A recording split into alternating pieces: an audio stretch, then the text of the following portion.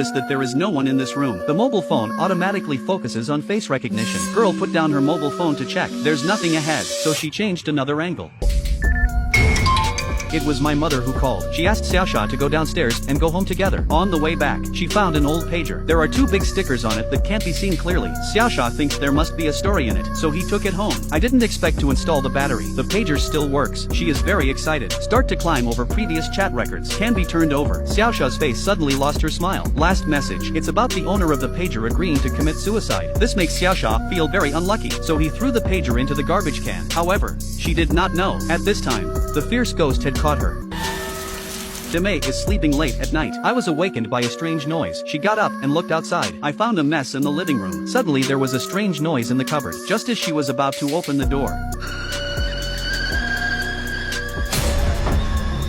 Dami was startled. She hurried to her daughter's room. Tell her to call the police. But strangely, the police searched one side carefully. There was no sign of any intruder. Just in the hallway, found a crisp handprint. This pattern may not be recognized by others, but Dami must know. It reminds her of her dead best friend. I could not help shivering in my heart. Finally, through monitoring, it is found that it's all my daughter's masterpiece. She opened the door and walked out slowly, holding hands on the hands. Then he drew a handprint on the wall. But that night, more terrible things happened. Dami saw through monitoring. There seems to be something in my daughter's quilt. She hurried to her daughter's room. I opened the quilt and found my daughter was not in bed. At this time, the daughter opened the door of the living room. He still said welcome words. Dami hurriedly took out her mobile phone to shoot. I saw my daughter sitting on the sofa and talking to the air. Seems to be receiving guests. But in the blink of an eye, her daughter disappeared. Wait for Dami to turn her head. Xiaosha is standing behind him with a dull expression, with a drink in his hand.